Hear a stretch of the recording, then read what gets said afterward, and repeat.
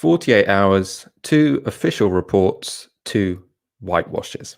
On Tuesday, the government-appointed police inspectorate found that the police at the Sarah Everard vigil had behaved professionally and appropriately when they wrestled grieving young women to the ground. Then today, the government-appointed Commission into Racism in Britain has found that there is no racism in Britain, or not much anyway. We'll be discussing both of those findings tonight. I'm delighted to be joined by Dalia. Gebrial, how are you doing? I'm doing all right, Michael. How are you doing? Very well, although when there's 2 reports drop in a short space of time, it's too much reading to do before a Tisky Sour, but I think we've managed it. We've got there. We'll talk you through everything you need to know. We're also going to talk about, well, is it a good news story? Anyway, it's a much more hopeful story, which is school protesters forcing a U-turn from their head teacher. So school students are doing much more, I suppose, meaningful work when it comes to anti-racism than the people who have been appointed by the government to investigate these things. As ever, do tweet your comments on the hashtag Tisky Sour, put your super chats in under the video, and your comments on Twitch. Share the show stream as well. Last summer, amidst a wave of Black Lives Matter protests, the government pledged to set up a commission into race and ethnic disparities in the UK. Now, it was controversial at the time as campaigners weren't asking for new reports. They were asking for existing reports to be implemented. It was also controversial as it was set up by Munira Mirza, an advisor to Johnson, and chaired by Tony Sewell, a charity boss who had both expressed opposition to the idea Britain was institutionally racist. People assumed because you put in people who don't think Britain is institutionally racist, you ask them whether Britain is institutionally racist, you can guess the answer, and lo and behold, when the report came out today, or at least when it was briefed last night, it found that Britain is not institutionally racist. This is the morning's right-wing newspapers. They were absolutely jubilant at the findings. This is the Daily Mail. Britain's race revolution landmark report says UK are model to world on diversity and finds no evidence of institutional racism. There'll be lots of people reading that newspaper in the morning feeling very smug about themselves, sort of being easier to dismiss now anyone who'd complained that there was racism in Britain and that it was a problem.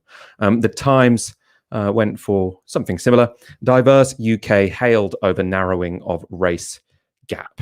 Britain is a beacon to the world, says Landmark Review. So how did the review come to this conclusion? Well, the main thrust of the report is that while disparities may exist in outcomes experienced by different ethnic groups, this can't generally be put down to racism. It has other explanations which are separate from racism. I'll give you some key quotes. So in the report they find, we found that most of the disparities we examined, which some attribute to racial discrimination, often do not have their origins in racism. Racism has become one of the most potent taboos in the UK, which was not the case 50 years ago. Some argue this has just driven it underground, where it operates as powerfully as ever to deny equality to ethnic minorities. That assumption is at odds with the stories of success that this report has found, together with survey evidence of dwindling white prejudice. So they're saying, look, if you look at racial disparities, people often try and say this is because of, underlying racism. They're saying, no, the polling says people aren't racist. There's no reason to believe that racism is the problem which leads to the disparities which they examined. Now, to explain those disparities, those differences between outcomes between ethnic groups, they put some emphasis on class inequality. That was welcome. And they also put a lot of emphasis, essentially on blaming ethnic groups themselves. So they write, there is an increasingly strident form of anti-racism thinking that seeks to explain all minority disadvantage through the prism of white discrimination. This diverts attention from the other reasons for minority success and failure, including those embedded in the cultures and attitudes of those minority communities themselves. So they're saying it's cultural issues within the communities. It's not the way those communities are treated by outsiders. Now, some of this is all quite traditional. You've probably heard these arguments made before. Some of the oddest passages and ones which were most reminiscent, I suppose, of sort of people writing for The Spectator or Boris Johnson himself, is the idea that where there is mistrust of the police, where people from ethnic minorities do feel like they're being discriminated against, this is basically because they can't get over past grievances. They say they've failed to move on. This is from the foreword from Tony Sewell. So he writes, the word mistrust was repeated often as some witnesses from the police service, mental health, education and health services felt that the system was not on their side. Once we interrogated the data, we did find some evidence of biases, but often it was a perception that the wider society could not be trusted. For some groups, historic experience of racism still haunts the present, and there was a reluctance to acknowledge that the UK had become open and fairer. So he's saying Britain has changed. It's just that some ethnic minorities haven't realised it yet. What you saw on the front pages of some of those newspapers was that he finished that forward by saying Britain could be a beacon to the rest of Europe and the world when it comes to race relations, especially in majority white countries. Now, Tony Sewell spoke to Radio 4's Today programme this morning on the findings. Let's take a listen. We can chop the thing up into even finer distinctions, and we have to be careful because, for example, the Commission found evidence that, in fact, in relation to sort of exclusions from schools, Black Caribbean pupils compared to Black African pupils, there's a major difference. Black African pupils, their exclusion rate is less than half of Black Caribbean pupils. The group at the moment in the country that's really doing well educationally are West African students. They both sit in the same classrooms. They come from the same estates as the Caribbean pupils. So but what we be have clear to what do, you think is the problem then. You're saying this is a cultural issue, that there are certain cultures, certain attitudes that make people perform less well. Yeah, so we were looking at, this is the first report that looks at family strain, looks at the pressures on families and the different ways in which ethnic minority groups respond to this, socio-economic factors, geography. A Bangladeshi family, Bangladeshi girls are doing extremely well in London, not really doing very well in Bradford. We have to look at historic mistrust. We have to look at my own community, Black Caribbean communities, and that historic mistrust around policing and how that's been a burden for us to really move on. To discuss the report, I'm joined by Kojo Karam, an academic at Birkbeck's Faculty of Law. Welcome to the show, Kojo. Thank you for having me, Michael. How are you? We're going to go through some sort of parts of the report in detail. First of all, I want your first impressions. I mean, the headline there, you heard from Tony Sewell. What he's saying is, look, if you break down the BAME category, that's sort of one of the big headline findings. He wants to get rid of that. If you look at ethnic groups on a granular level, you can see that some achieve, some don't. Therefore, any overall distinctions, any overall differences can't be down to racism. Racism isn't the problem here. It's something else. What do you make of the findings? How would you respond to that? Well, I think, first of all, it's really important just to contextualize this report. I think what you mentioned right at the start of this particular segment, placing this within the context of the Black Lives Matter protests that emerged over the summer and emerged not just within the kind of metropolitan urban areas of the United Kingdom, but, everywhere from St. Ives to the Shetland Islands saw outpourings of public anger against structural racism within the United Kingdom and internationally. It was in response to that particular moment that this commission was actually put into place. And, there had been multiple reports, everything from the McPherson report to the Lammy report, which had detailed the way in which structural and institutional racism continues to manifest itself through our society. But the purpose of this report, and there's a reason why there was a lot of suspicion, a real lack of enthusiasm from anti-racist organizations, from community groups to this particular commission, was because the way in which people suspected that it was driven by a desire to try and dampen down this idea of structural and institutional racism, which you've talked about a lot on the show, and I think a lot of the listeners will be aware of, and reduce that back to this idea of racism being a element of individual discrimination, as was mentioned in that little quote there, personal biases, and essentially the cruelty or lack of cruelty of individual white people, rather than the way in which institutions such as the police, the prison system, our bordering system maintain disparities and differential life outcomes for people across different racial groups. Can you, I suppose, can you explain a bit what do you mean by institutional racism, and how does it differ from what Tony Sewell thinks of as individual racism? I suppose he'd say, you know, or one could argue, if the police are institutionally racist, is that not because of the agglomeration of different prejudices that each cop has that sort of adds up to being a racist institution, or is it something separate altogether from their own sort of subjectivities, from how the police officers think? I mean, how would you explain in sort of, I suppose, the simplest terms, what you mean by institutional racism? Well, I think the simplest terms is really this idea of particular institutions that exist in our society, and that their kind of operating mechanism requires differential outcomes for different racial groups. So the example that's often given in terms of the police would be the different statistics around stop and search impositions around different racial groups. And this is something that, of course, could be the result of individual biases or individual hostilities of particular police officers, but also has a lot to do with the way in which incentives around our criminal justice system require a certain level of over-policing of particular communities, the way in which systems like Section 60, which allow for stop and search without having grounds of requirement, are imposed on particular areas at particular times. The way in which, say, Section 60 will be put into place at Norn Hill Carnival to allow police to be able to stop and search individuals without having sufficient grounds of suspicion. That leads to a situation in which, when you tally up the kind of annual statistics, there is a differential impact upon different racial groups, whether individual police officers are themselves racist or not. I mentioned at the start that lots of people were suspicious of the people writing this report, Tony Sewell, and the person who sort of originated this report, which was Munira Mirza. I want to get up a couple of headlines from them in the recent past. So this is from 2010. So this is Tony Sewell, who was the chair of the commission. He's writing in The Guardian, 11 years ago, "Black boys are too feminized" is the headline.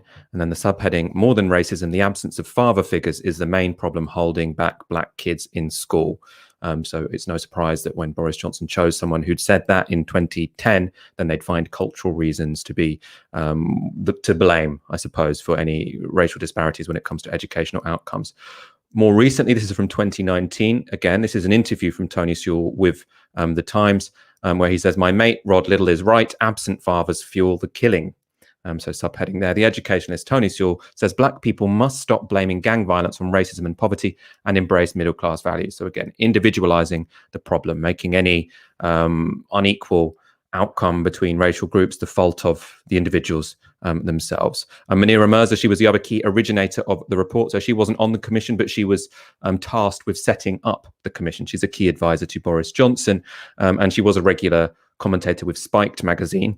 These are just a couple of articles she wrote for Spiked. So one, Lammy Review, The Myth of Institutional Racism.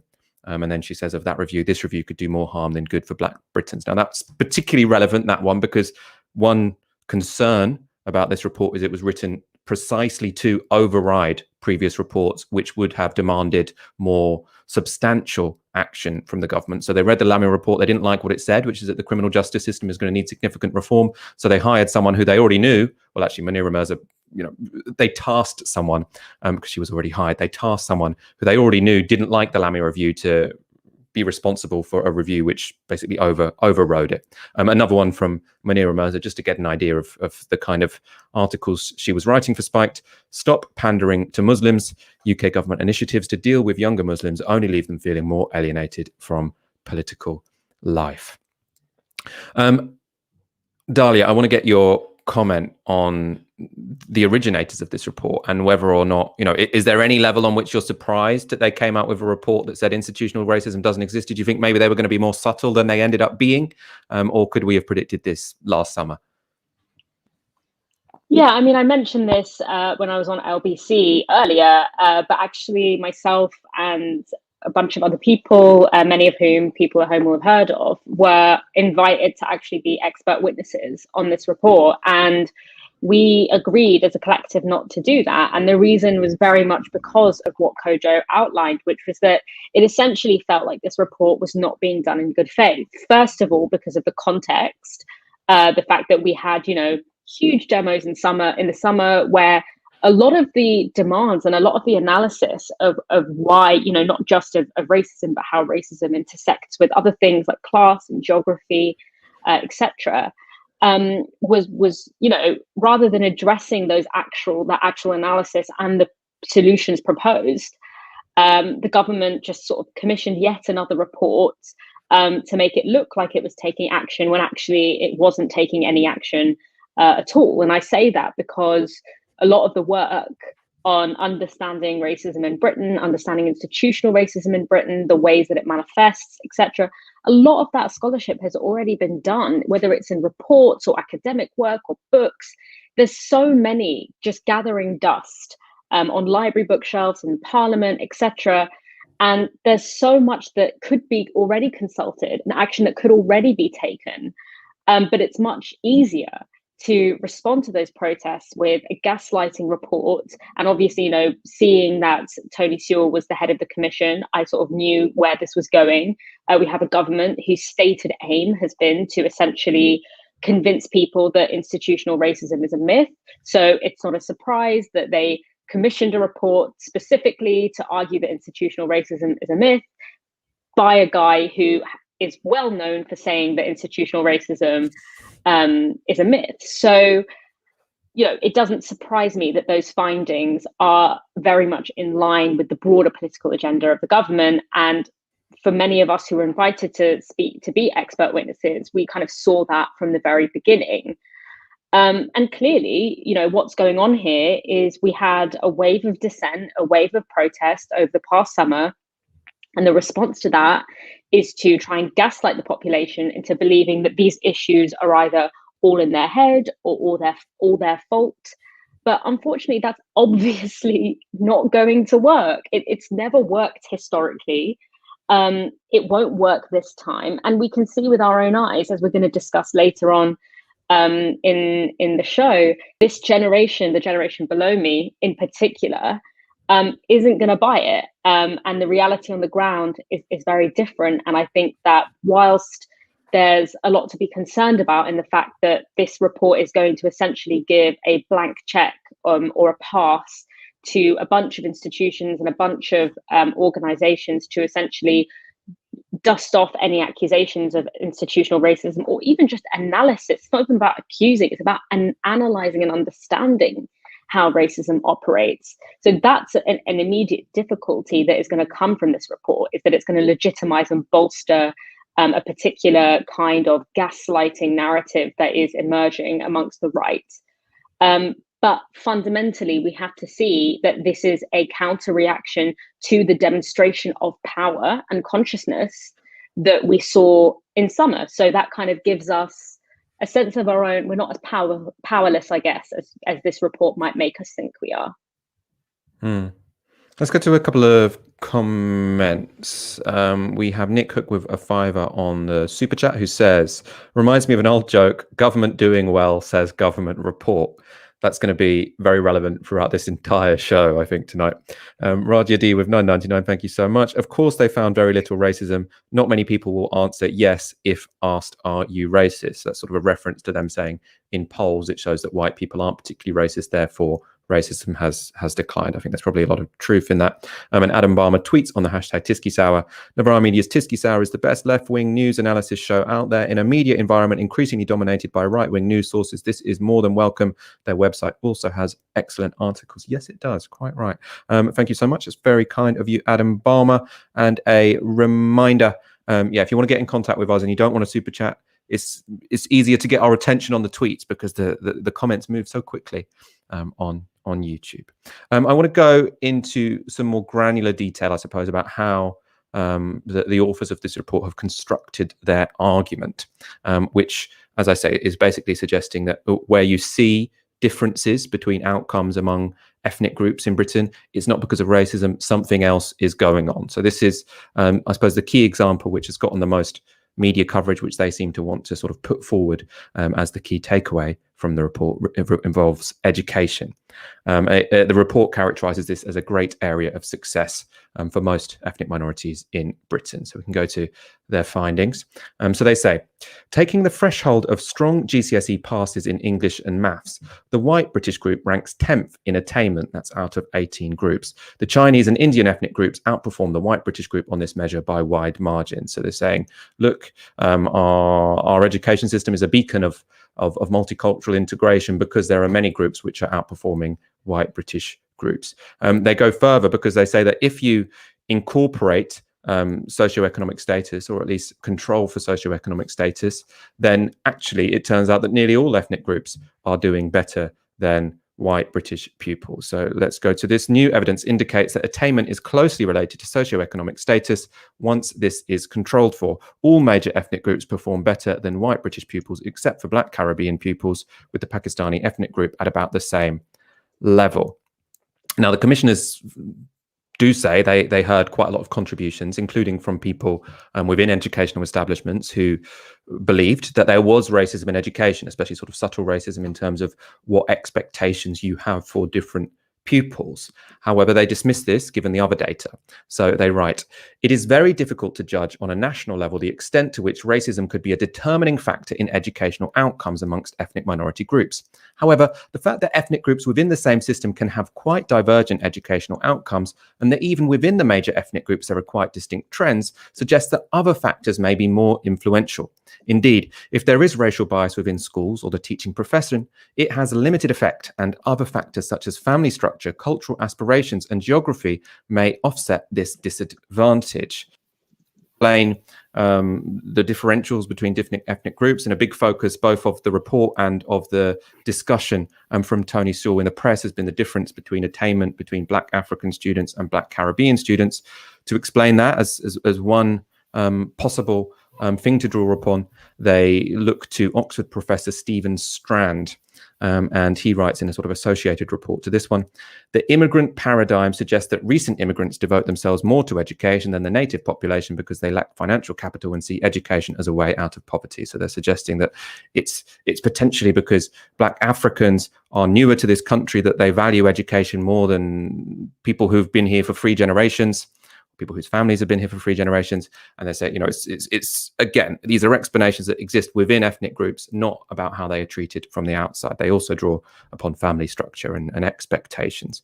Kojo, I want to bring you in on this. I imagine you've probably heard all of these arguments before, people saying any difference in attainment among ethnic groups is because of cultural reasons, especially family structure, or that people value education differentially. But you also, they have constructed an argument there which will be convincing to many people. There's some logical coherence there. How would you pick that apart? How would you say what you have presented there doesn't actually demonstrate what you want it to the authors of that report?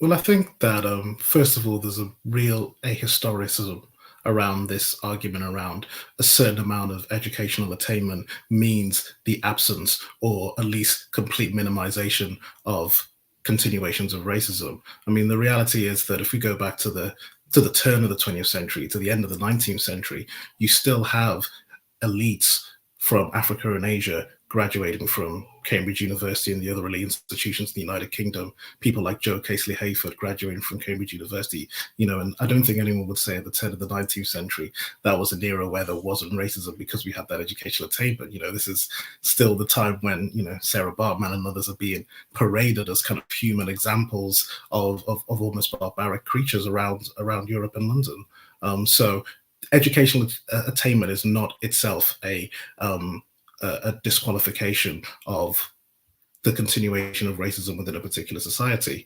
But in relationship to the specific kind of narrative that they are presenting, this idea that, the more recent immigrant groups are achieving higher and particularly school level education than immigrant groups that have been here for a longer period of time. First of all, I don't think that's the great defense of the lack of racism in the United Kingdom to say that, well, the longer you've been here, the worse your educational experience is going to be, as the kind of generations of racism worked out itself upon you. But also, it is again looking at a very narrow idea of what racism might be in schools, and so it's looking at GCSE results, but it's not looking at rates of school exclusion. It's not looking at experience around the Eurocentrism of the curriculum, which has all been reported, and it's also keeping the conversation at the school level and not talking about it in terms of higher education, where the attainment gap widens between white and Black students of all different backgrounds, even when they enter into universities with the same kind of marks essentially at A level. And so there is many different elements that show how racism continues to manifest itself through people's entire educational experience. But also there's this idea that, well, if you are acknowledging the way that racism might exist at school, college, and university level, that you're saying that no other factors are significant. Things like class and things like community aren't significant. That's not what anti-racist organizers say. They, of course, emphasize the importance of material conditions around how particular families are able to sustain themselves, that contribute to the difficulties that people have in their educational experience. But you can't deny, when you look at even the story that I believe you guys are going to talk about a little bit later, about the way in which some students in the younger generation now are articulating their frustrations with the way that race impacts their education. This is still something that's a problem, and it can't be simply brushed under the carpet. There was so much commentary about this this report today, lots of it very good. My favorite tweet was actually this from Simeon Brown, who's a Channel 4 News correspondent.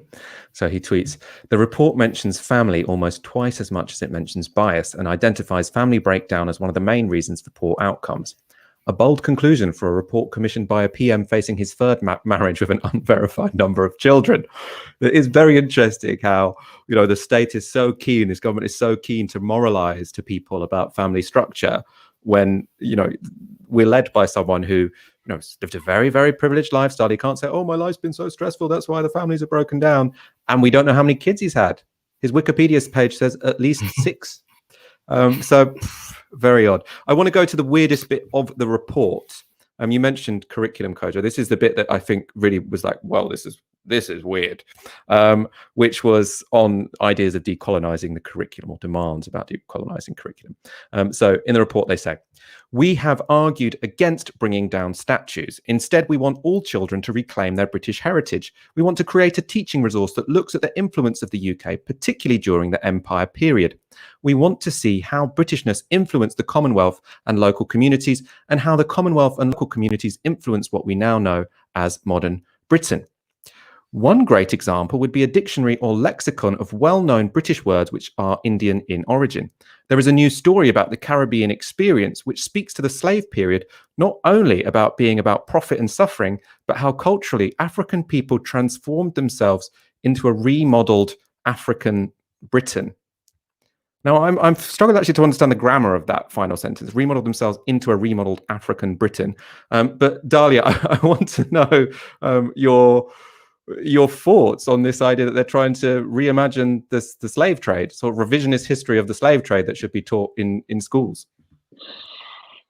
Yeah, I mean, if I was going to give this like the absolute most generous interpretation, I would say, at least there's a kind of idea of mutuality there, that, colonialism this idea of, the core and the periphery made each other, but that's clearly not what's going on. What they're saying is that we should talk more about how Britain civilized the rest of the world, and how all of the great trains that everyone has that are only going outwards rather than actually throughout the countries are actually, the positives of colonialism, which again is this farcical attempt to push back against a tide that is so clearly already in motion. And I want to come back onto also, something that Kojo said, which is, I think, really, really important, which is how this government, this report essentially had a thesis before it was even started, before it even began,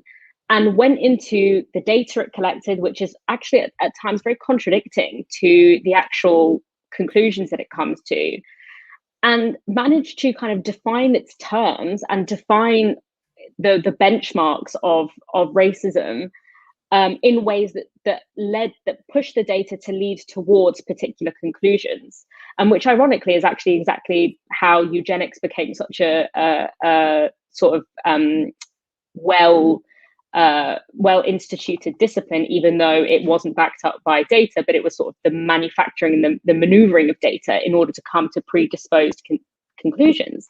But when it comes to the education system, it's this selecting and headlining of particular statistics completely out of context, like the GCSE thing, but doesn't question why that, those GCSE grades don't translate to higher paying work, more secure work, better quality of work, or even educational outcomes later down the line, or for the fact that those who fall through the cracks of the education system, like those who are expelled, or the fact that Black kids with learning difficulties are less likely to be diagnosed with the learning difficulty and offered the support for that, but rather to be perceived as naughty and then excluded, or the fact that more Black people, and this is not an education related thing, but more Black people are in prison for drug offences despite using drugs at less of a rate of white people.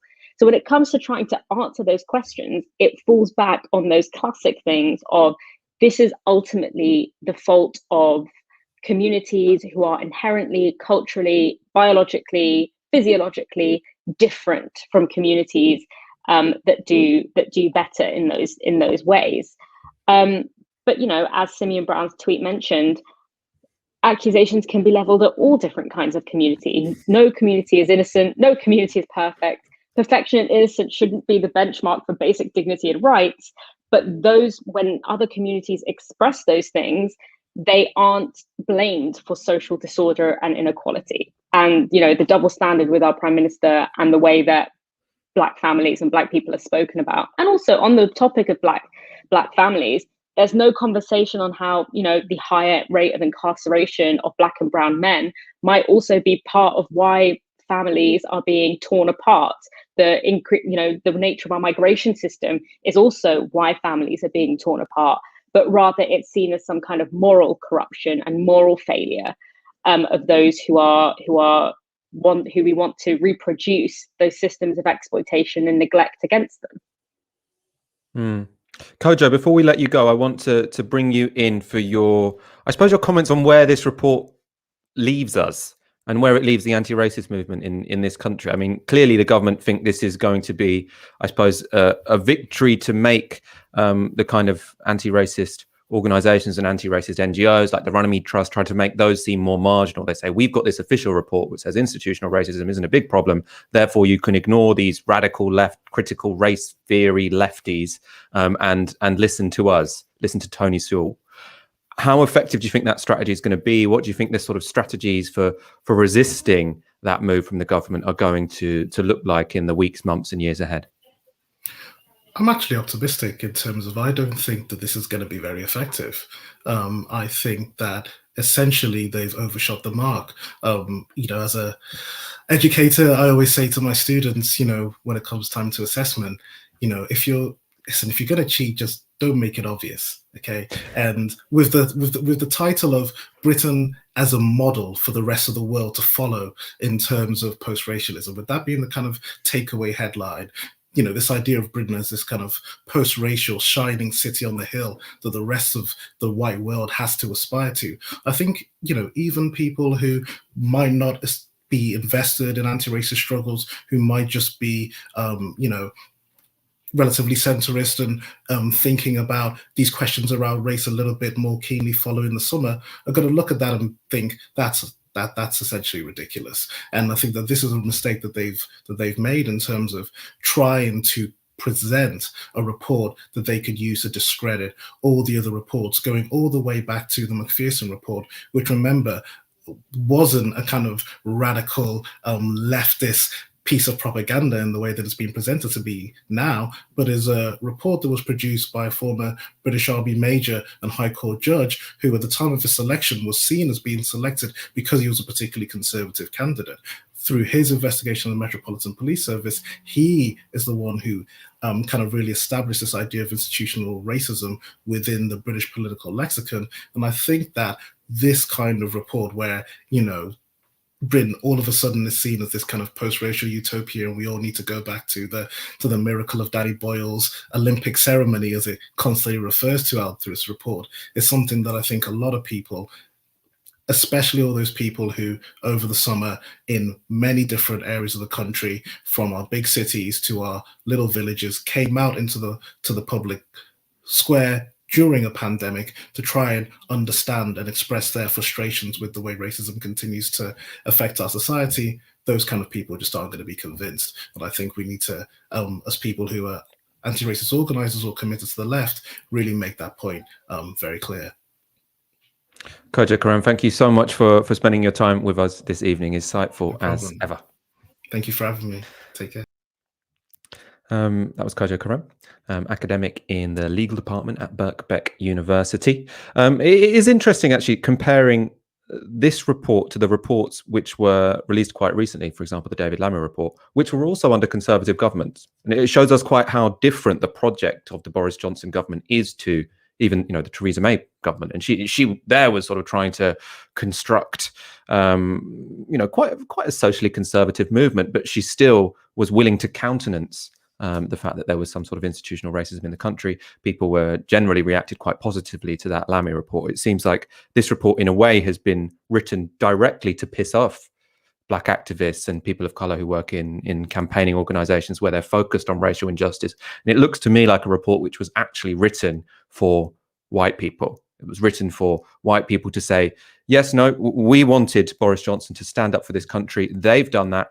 We now can feel proud of our country, and anyone who's trying to make us feel bad about it by protesting and saying you don't treat Black lives like they matter, we can dismiss them and we can feel comfortable at home. One of Boris Johnson's, I think, key political strategies and strengths, actually, one of the reasons why he's such an effective politician, is he makes people feel good. He makes his voters feel good. Obviously, he has a tendency to make everyone else feel terrible, but he makes his voters feel good, which means they vote for him. And I think this report is very much along those lines. That seems to be the strategy he's pursuing. What we have to look out for is how big the backlash is.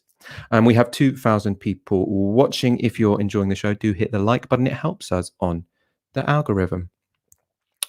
Now, I said we've got a positive story for you because while a government-appointed commission have been encouraging complacency on the issue of racism, school kids in London have been taking a more proactive approach. Students at Pimlico Academy protested today against newly introduced school uniform rules which banned afros and the wearing of colourful hijabs. We can have a look at some footage from that protest today. We want change! We want change! We want change! We want change! So chanting, "We want change." Students were also protesting against flying of a Union Jack outside the school and changes to the history curriculum, which prioritised the study of white kings and queens over Black history. I should say the school hadn't explicitly banned afros. They'd banned haircuts which could block the view of someone sitting behind them. And it had been used, predictably, to tell people off for having afros or sending them home.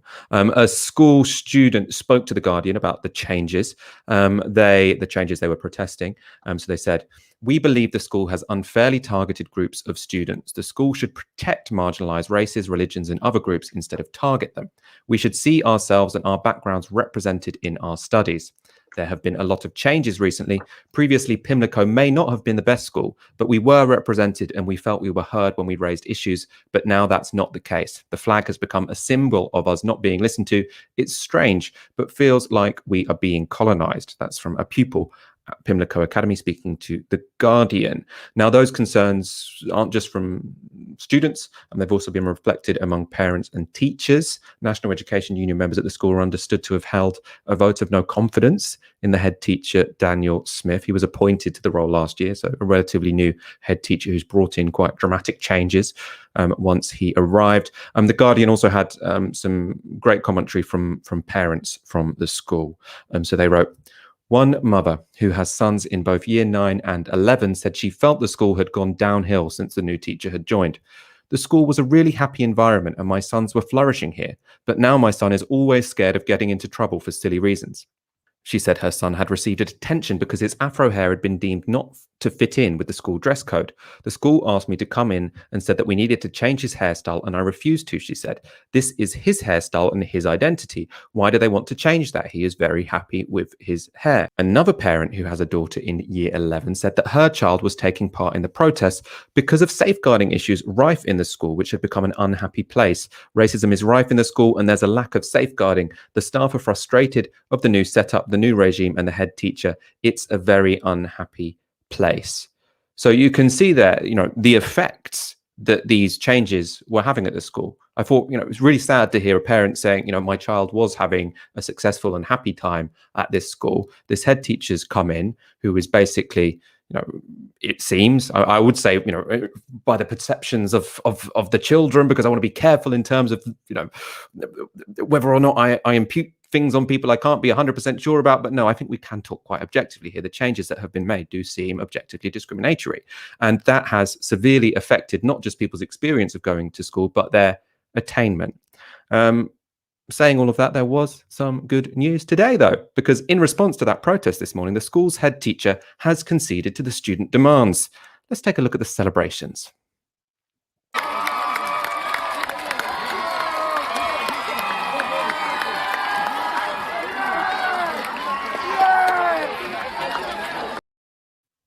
So the Guardian report, the head teacher, the CEO of Future Academies, that's the academy chain of which the school forms part, and a vice principal met with 6 students and they agreed to all of their demands, I think. So the flag has been brought down already and the rest of the changes will be introduced after Easter.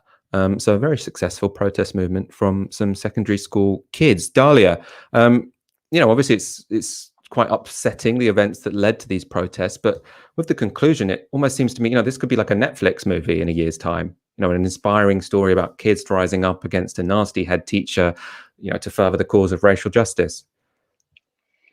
Yeah, and I mean, this question about hair actually is something that is rife amongst so many schools. Members of my own family have been, disciplined at school for having extravagant hairstyles, by which they just mean like protective braids, which is like not in any way extravagant, but obviously, we all know what that actually means. And even the language of CEO of an educational institution is just gross. And it really does seem to me that when they talk about how the school has been changing, they're also talking about, the academization of schools and just sort of the role that the ways in which schools are operating and are being made to operate differently in relationship to their community. But that's kind of another conversation. But connecting this actually to the first story of the day, this to me is actually what the main purpose of that commission, of that report was.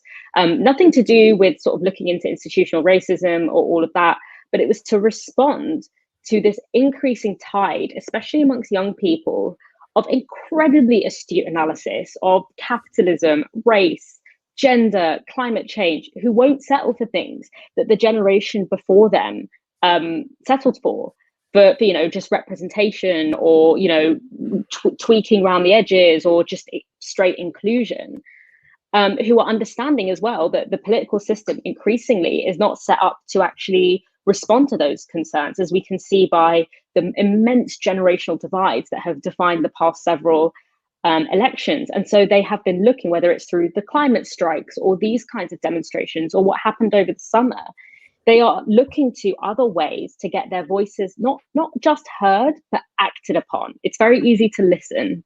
As we know from Lisa Nandy, she's all about listening and not doing anything about what she's heard. Sorry, this is just like a little unnecessary dig pad, but these are essentially very superficial attempts to curb that moving tide. So the somewhat comical side of it is, these commissions that essentially say that, the UK has investigated itself and found out that the UK is actually the best country in the world. Or, as we spoke about last week, didn't we? The fact that every state building has to fly a Union Jack at all times, and that coming in at a time when the country is more divided than ever before, whether it's along economic lines or along the fact that, the union is literally falling apart and, independence movements are on the rise and are unlikely to curb anytime soon. And so the comical side of it is these kind of like farcical commissions, this sort of flag shagging, etc. But the underside of it, and all of that is going to make it worse because it's just going to foment mistrust. It's going to exhaust people. They're going to feel patronized. They're going to feel further ignored by the government. But the underside of it is things like the protest bill, which, seeks to criminalize the very means that disenfranchised people have to resort to in order to intervene in a political system that screws them over. So the wheels of history are in a sense already in motion. I don't want to romanticize it. It doesn't mean it's going to go smoothly. It's actually going to be incredibly difficult and a very turbulent few years and even decades. But it's also not going to be stopped by a report or a flag.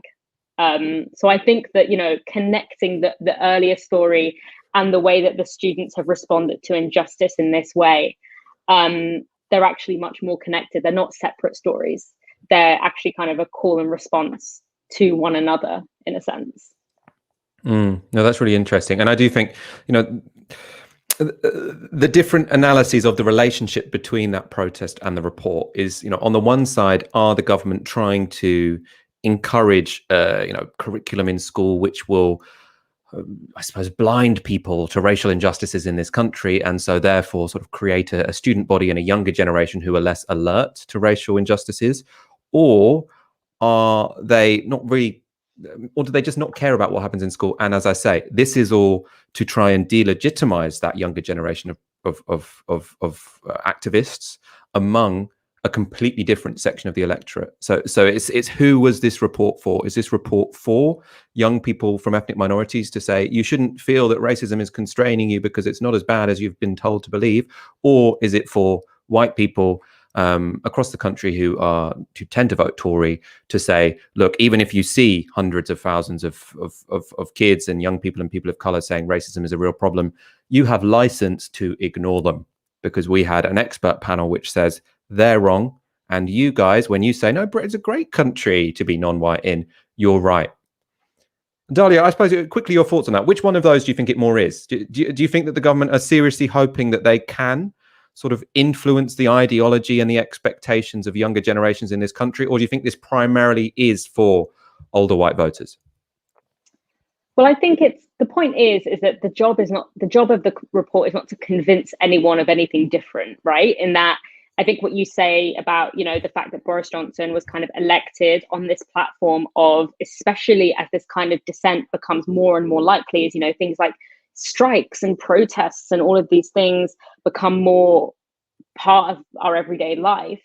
And that creates a certain amount of fear and a certain amount of, amongst not just white older people, but propertied people as well, who feel like I need the government to step in and protect me from this mob. So there's that kind of politicking of reassuring and cultivating that vote. And also the fact that, let's not forget the government is also trying to introduce measures that will restrict voting abilities amongst people of color and working class people through various voter ID laws inheriting from the US. But so that's kind of that function. And I think that's quite a key part of this is a way of sort of a wink and a nudge to say, we're your protectors, we're on your side. But it's also to demobilize, right? Like it's also to kind of, when it comes to what the function it's meant to have to these younger Black and brown and working class people who want to see change, it's demobilizing them, but it's also instilling fear. That's what, the purpose of things like this commission, the purpose of the police and crime bill is to basically say, if you try and make your voice heard, your life might be ruined, because we live in a society where if someone is touched by the criminal justice system, they are conceptualized as essentially disposed and essentially disposable.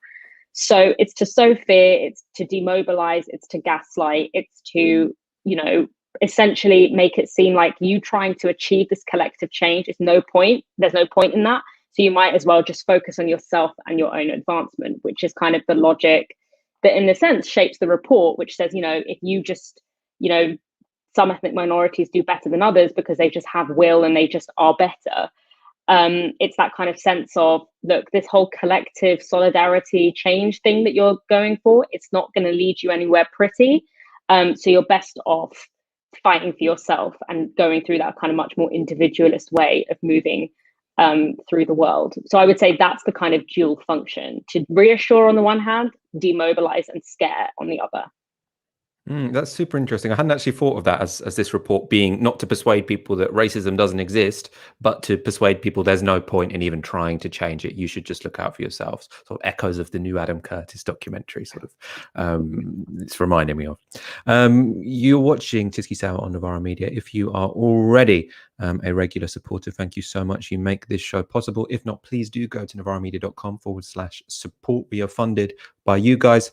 This organization is only possible because of the generous support from our viewers and our supporters. We don't have any billionaire backing, and we can't just collect £70 million in seed funding like GB News have managed to do. We have one final whitewash for you to cover for the evening.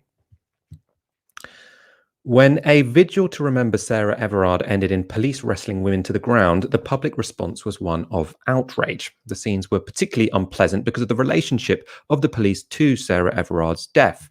The man suspected of her murder is himself a Met officer. What's worse, the Met had been informed of allegations of sexual harassment by the suspect before Everard's murder, and it appears they had failed to act. Now, in response to the controversy, Priti Patel requested that Her Majesty's Inspectorate of Constabulary and Fire and Rescue Services, quite a mouthful, investigate the incident. And on Tuesday, they reported that the Met did nothing wrong. These were their conclusions. After reviewing hundreds of documents, body-worn video from police officers at the vigil and other media, and conducting interviews with the police, vigil organisers and politicians, the inspectorate found that police officers at the vigil did their best to peacefully disperse the crowd, police officers remained calm and professional when subjected to abuse, and police officers did not act inappropriately or in a heavy-handed manner. However, HMICFRS, and that's the acronym for the organisation, also found there was insufficient communication between police commanders about changing events on the ground. The inspectorate said that public confidence in the Metropolitan Police suffered as a result of the vigil, and that given the impact of images of women under arrest, which were widely disseminated on social media, a more conciliatory response after the event might have served the Met's interests better. So essentially they're saying the police did a great job. They could have handled it slightly better on social media afterwards because people ended up thinking they'd done a bad job. So saying the policing was excellent, all that wrestling of women to the ground, that was fine, but you should have been more proactive in terms of defending yourself on Twitter afterwards. Now, of course, the key part there, the big takeaway was the comment, police officers did not act inappropriately or in a heavy-handed manner. Now, let's remind ourselves of the scenes we saw that night.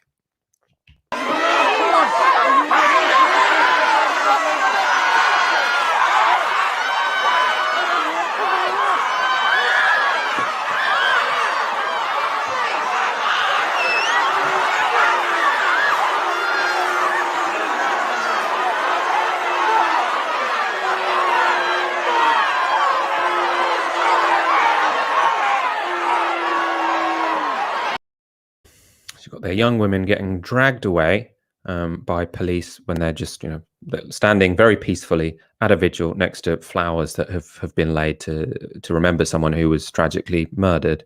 Dalia, what do you make of the police inspectorate finding that those scenes that we just watched were fully appropriate?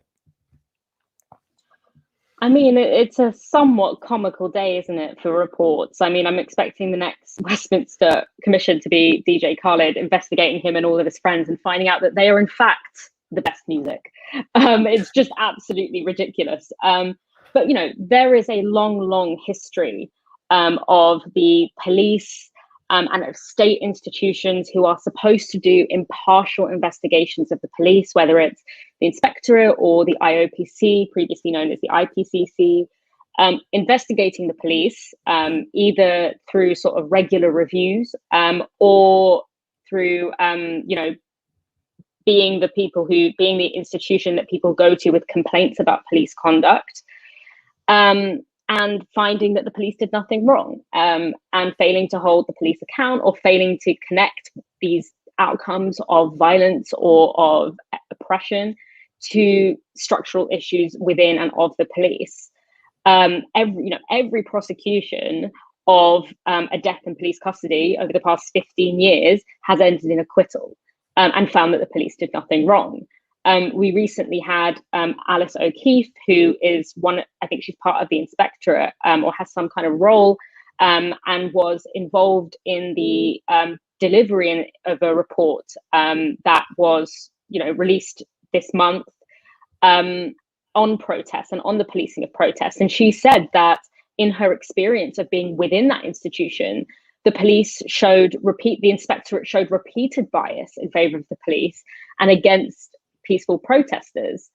And she said this really interesting thing where she said, quote, "The purpose of the report was not to collect evidence and then make a decision, but rather to collect evidence to support the decision that had already been made." And that's all done within the context of the Home Secretary looking for, trying to create the context in which she can more easily pass things like the policing bill and the policing crime bill. So what that tells us is that the outcomes of policing that we're seeing, of dead people in cells, of Black and brown people being stopped and searched and surveilled, of protesters being physically beaten, of people with mental health issues who come from working class or Black or brown backgrounds being treated with, carceral and, punishment-based responses rather than care. That this is not some, heat of the moment response by police or some kind of deviation from protocol, but it is, according to the police themselves, or at least the bodies that are meant to investigate the police themselves, it is protocol. And it might not be protocol that's, written down anywhere, but it's protocol that has emerged through repeatedly taking place and repeatedly being sanctioned. And, obviously it goes without saying that this is not the first time that, an investigation has been done into the police, particularly, when it comes to police responses to protesters or political dissent. The lines here, the scenes of police throwing women to the ground, it's much more clearer because it's, to many people, or perceived to be a much more shocking image than the police doing the same thing for, Black and brown teenagers. But that tactic of inflicting harm, as in the case of Sarah Everard, allegedly, and using violence against protesters who are protesting the police, especially who are protesting the police, is a well-known textbook thing. We saw it in, for example, Mark Duggan, and how protests and attempts to organize in the wake of Mark Duggan's death was itself criminalized. Or itself faced extreme responses from the police. So it's a well-hashed technique. And I think we need to stop thinking about this in terms of, the investigation has made a mistake here, but rather that as this keeps happening, it tells us something about the fact that the police genuinely do see this as part of its role, and then see from that position, where do we go from there in our analysis of who the police serve and of what the police do. I think it's very convincing, that idea that this report was written not to find out whether the police had done anything wrong, but rather to look at what evidence can we use to justify what they've done. So they decided the conclusion before they started, and what they wanted to do was defend the police. Now, something that's often said, it's often true, is that attack is the best form of defense. And I think this report also drew upon that particular dictum, because they did go on the attack against anyone who had a different opinion to them. They said the police did a great job, and they're attacking anyone who disagreed at the time. So this is from that report. They write, the inspectors write, the inspectorate write, the chorus of those condemning the Metropolitan Police and calling for the resignation of the commissioner within hours of the arrest, and presumably with a very limited understanding of what had happened, was unwarranted. Whereas a certain degree of uninformed commentary, particularly on social media, is inevitable, in this case, some of the leading voices were those in positions of some responsibility. It is one thing, as in the case of the Home Secretary, to recognise that the scenes were worrying or upsetting and to order an inspection such as this. It is another to jump to conclusions and in doing so undermine public confidence in policing based on very limited evidence. Now, that's quite clearly a reference to Sadiq Khan, who tweeted and made a public statement at the time that he wasn't impressed by the police's actions and their explanations to him had been unsatisfactory. Also, probably a reference to Ed Davey, the Lib Dem leader. He called for Cressida Dick to resign. She's, of course, the Met Commissioner, the head of the Met. Now, this is super interesting because not only are we in a situation whereby you have an organisation which tends to just whitewash whatever the police do. So it's an organisation the police can generally rely on to say what you've done is fine. They want to delegitimise anyone else who comes to a different conclusion. So even though we've all seen the videos of young women getting pushed over in an incredibly heavy-handed way by the police and in a very insensitive way, given the reason of why people were protesting, they're saying to even have an opinion on that is itself something to be condemned. So saying politicians should not be able to make their minds up about police activity. It should be completely depoliticized. It should be put in the hands of a commission who, lo and behold, tend to say that everything the police did was actually right. Now that is a formula for having a police force which has no democratic accountability whatsoever. If politicians are not banned but discouraged, delegitimized when they use their own eyes to look at police behavior and say that's wrong, then we're in pretty risky territory. Of course, one consequence of the police handling of that vigil at Clapham Common was to give rocket boosters to the campaign against the draconian policing bill. Those protests have been most dramatic in Bristol. Last night, Bristol held its 4th demonstration in 2 weeks against the bill. Now, as we've discussed on previous shows, the previous 3 had got pretty violent, with police getting ever more aggressive as they went on. On Sunday, it was kind of a mini riot. And then after that, it was basically the police looking incredibly aggressive against overwhelmingly peaceful protests.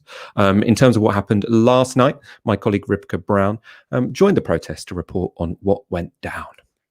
There was a little bit of a slow start. People came quite early, mainly just to kind of sit and picnic because the weather was so nice. The lockdown restrictions had eased the previous day. And so at first there was a little bit of a concern among protesters and certainly among journalists that nothing really would happen. But sure enough, someone brought along a mic and started kind of rallying the troops and delivering speeches. But it was a pretty kind of spontaneous affair, really. People had kind of come for the protest, but there was no clear kind of organizer. So when the mic was put up and people started speaking, it just kind of gathered momentum from there. This was great in a way because a wide variety of people spoke, including some of the people I captured on Twitter, a guy who'd been homeless, a woman from a traveller community, people from all kind of backgrounds. But at the same time, it did kind of lead us into a little bit of trouble at points. So, there was a bit of uncertainty about where we were going, whether we were marching. Eventually, we did take off and kind of begin a march around the city. But then at points, there was a bit of confusion about kind of the route and a bit of panic set in. Later in the protest, there was some discussion over, the kinds of tactics that were being endorsed in speeches and so on. So the lack of central organisation was pretty impressive, given how smoothly things went and how calmly things proceeded.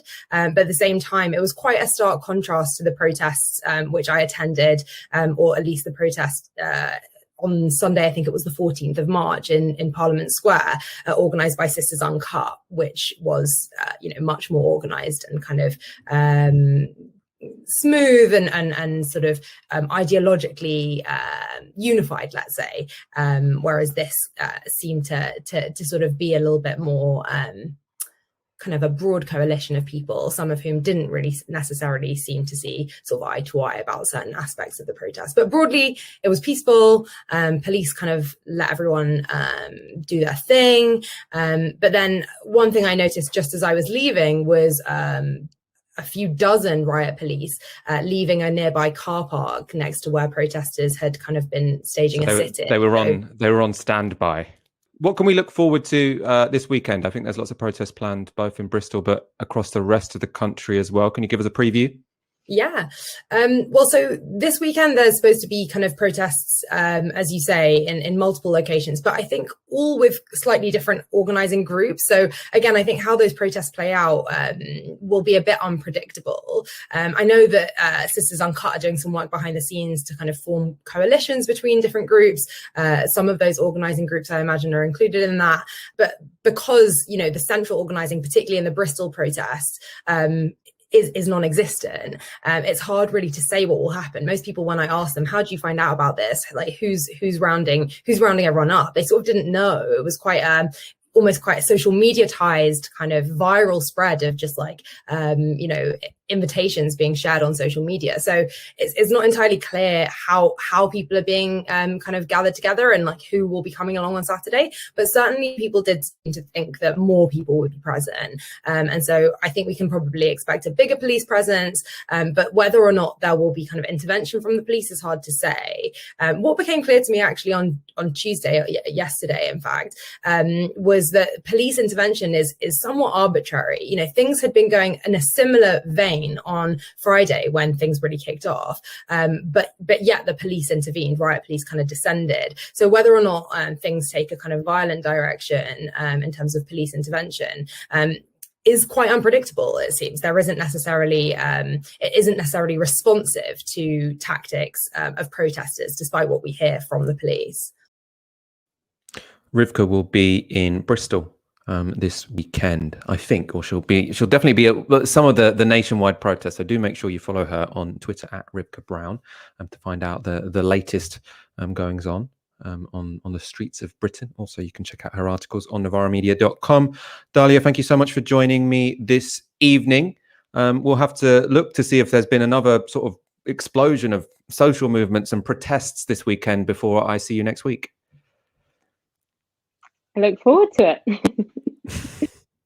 And thank you everyone for watching. Thanks for your super chats as ever. Thanks for your subscriptions. If you are a supporter to Novara Media, you make this possible. We'll be back on Friday at 7 p.m. So do make sure you hit that subscribe button. For now, you've been watching Tysky Sour on Novara Media. Good night.